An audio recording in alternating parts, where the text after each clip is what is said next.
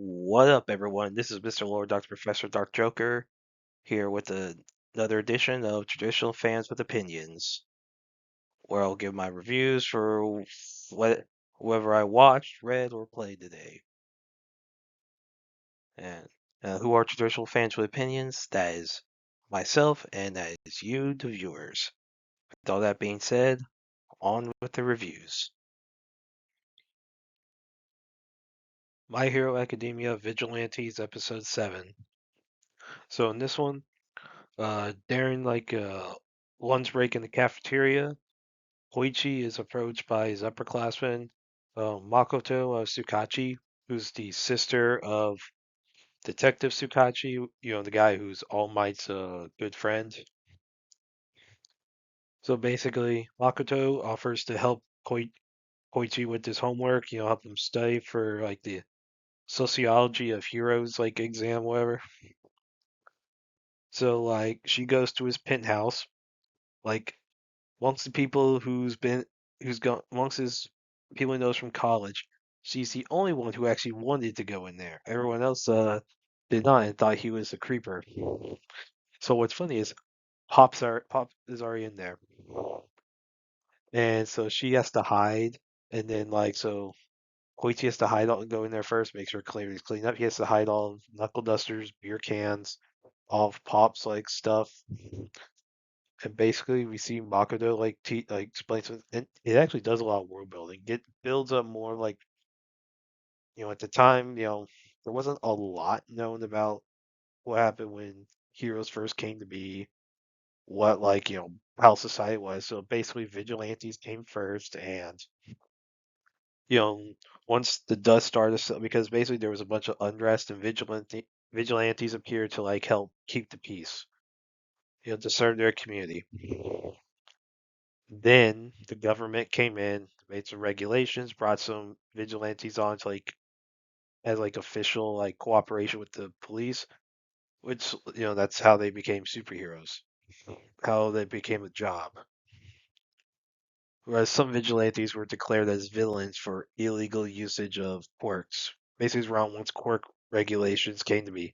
Some people have problems with that because basically now a lot of this started out in Rhode Island in the United States. Yeah, that'd be a fun bit of Jeopardy trivia.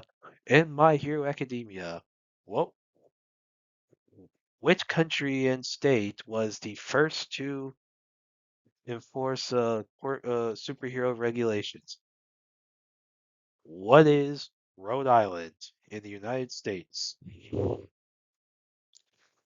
I mean, that's probably. I mean, also that would be a cool trivia question. That would stump some people, like all the sports questions in Jeopardy. Yeah. Oh gosh. So basically, the reason Makoto is basically she wants Koichi's help in helping investigate the Naruhata Vigilantes. That's like the group name for Koichi, Knuckle Duster, and Pop Step. And so now Detective Sugachi warns Makoto about the dangers getting involved because he cares about his sister. And so, but and Pop is jealous of Makoto because she's into Koichi. And so what one of these times, so Makoto, I don't know how much of this is actual proven fact or how much of it is just her speculation. Basically says that identifying heroes was not necessarily the full purpose behind the quirk regulations, more so to identify villains. So I guess tell people what not to do in order to behave, which kind of does make some sense. I mean, when you look at a lot of laws and a lot of religious texts, a lot of stuff says what not to do. Like when you see like commands of what to do, what not to do, where it's in the laws and constitutions, stuff like that, or in religious texts. Well, when you see like commands, or guidelines, or whatever, or rules, you see more about what not to do instead than a lot of times you see as what to do. And sometimes the stuff that says what not to do sticks out more. You know, there's a reason the Ten Commandments are so memorable to a lot of people. So it actually does make some sense. So basically, and so Makoto with Koichi acting as her like quote quote bodyguard. Basically they go like the two of them walk around the streets to get people's opinions on the Naruhata vigilantes, and basically everyone thinks the crawler is the crawler, and that's a running gag that's basically not going to end very soon. I can tell you that. So some people find the crawler. Well, let me phrase. Some people find the crawler creepy. Some people find him handy, but a lot of stuff is they find him creepy. And Pop Step, a lot of the comments are about her appearance and her singing. I'll just leave it like that. I have a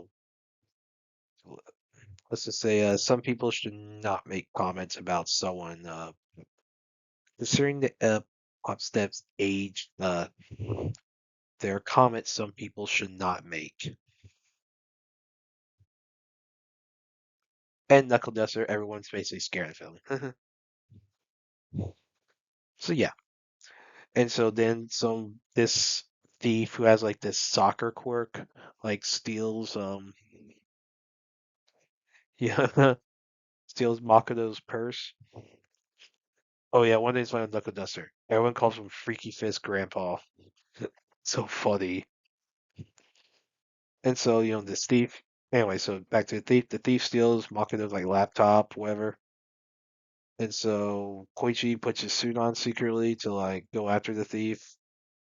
And then so Jubei, Ichimoku, they actually beat up the thief. And Koichi like grabs the laptop secretly and tells Makoto, yeah, basically to justify how he looks a little bloody, beat up. He's like, yeah, I tripped trying to grab your laptop.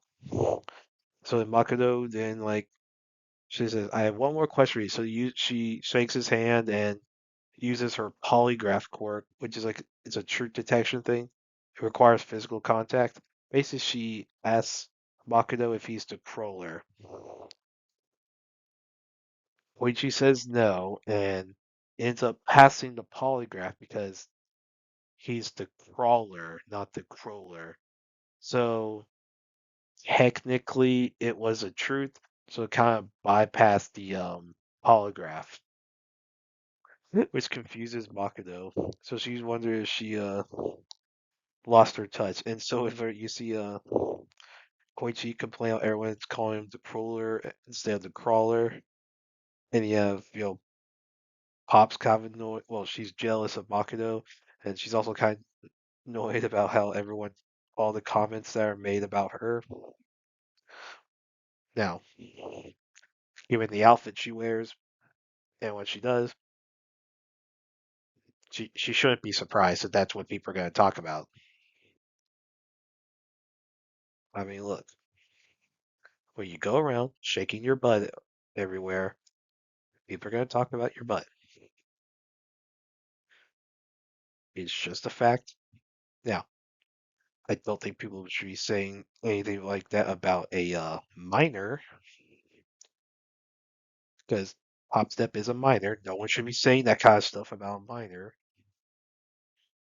She did bring up on herself a little bit by her outfit, by her choice of outfits.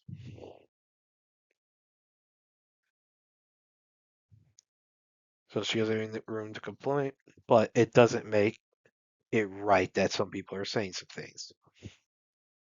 Does not make it right. Anyway, besides that, moving on. So as far as the quality episode, it was a funny episode. It's good. After last week's Hero Killer Stain origin, that was very dark. That was dark as hell. Yeah, we got a good lighthearted episode. Introduce Makoto, who will be very important throughout the rest of the series. And it also introduces, how America is the birthplace of heroes, which makes sense because, basically with traditional American superhero comics being a big influence by Hero Academia, they established that the first, superheroes came from within this universe. They it started out in the United States, which of course we know is because a lot of the archetypal superheroes were come came from the United States. Of course, you had Superman in 1938. You know, back when he was run by National Comics Publications, and basically or National Allied Publications Inc. They're, yes, Superman was not created by DC. Like, spoiler, Superman actually was not created by DC Comics. Like, he was actually not. He was created by, you know, created by National Comics Publications. Yeah. Yeah, now there's another trivia question for y'all. Who created Superman? National Comics Publications. Anyway, and of course, Batman with Detective Comics, Wonder Woman with All Star Comics.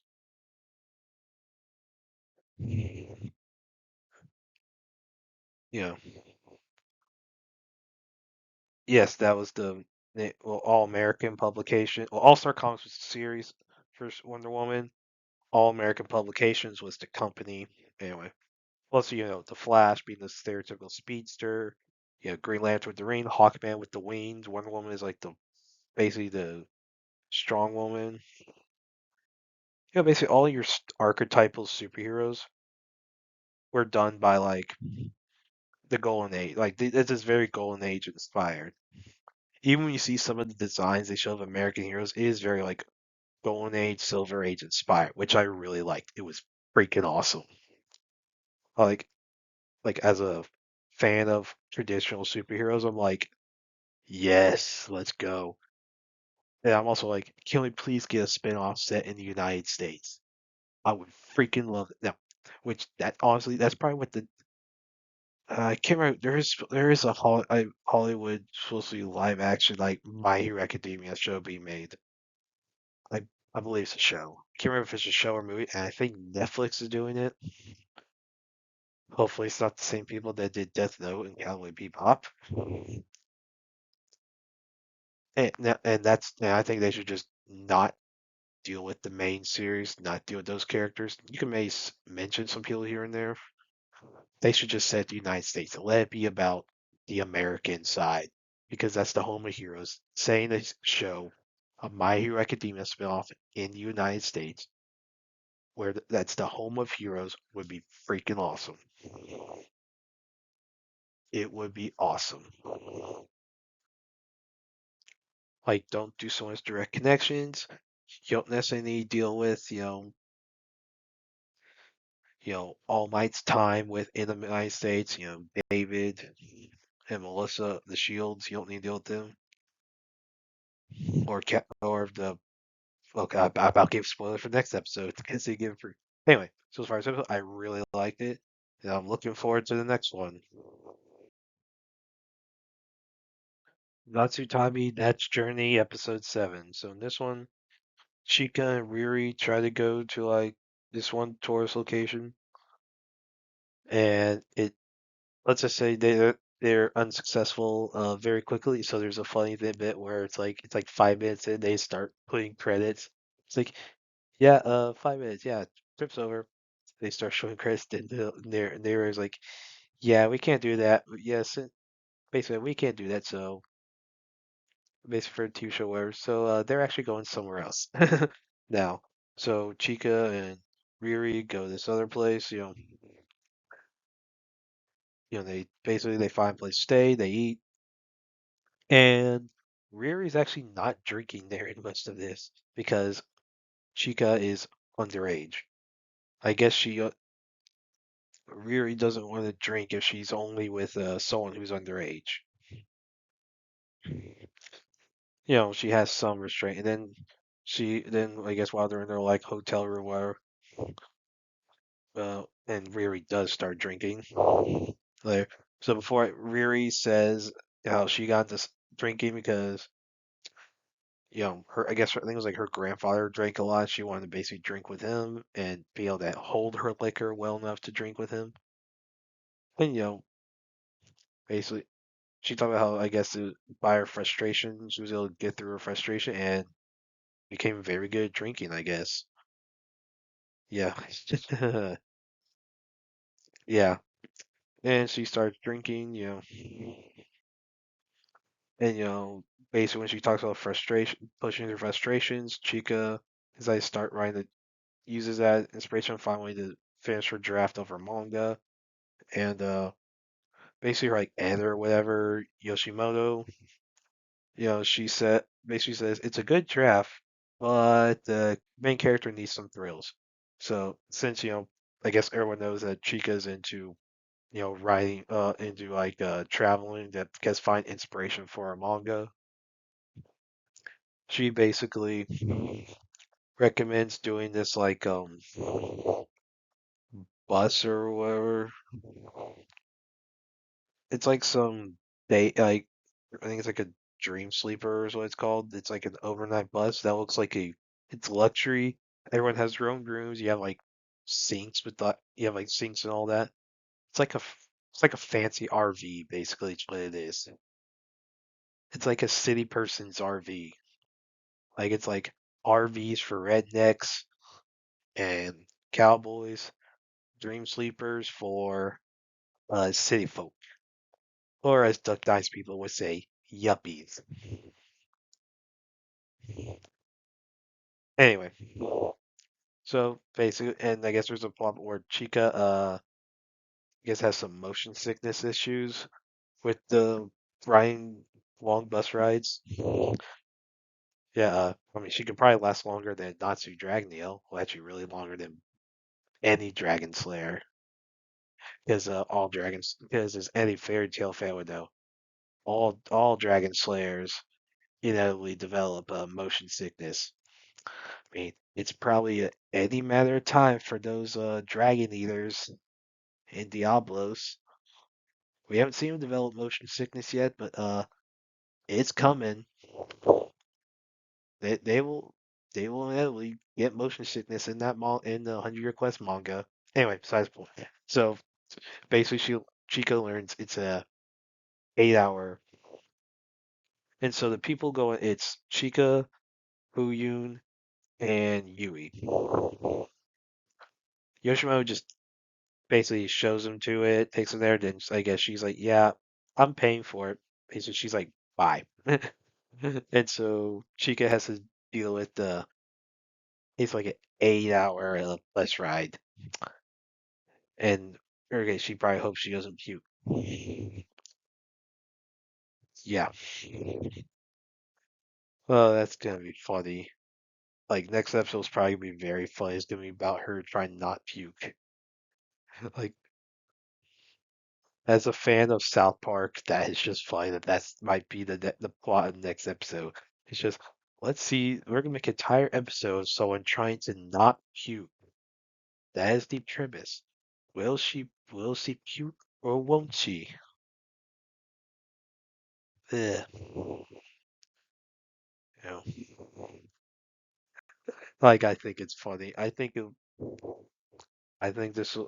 a I thought this was a funny episode. That was a good episode. Looking forward to next week's. Well, that's it. Did y'all like the stuff I reviewed? And if you have your own opinions about all that, you can put all that in the comments. Thank you for watching, and like, subscribe, and all that. And look forward to the next video.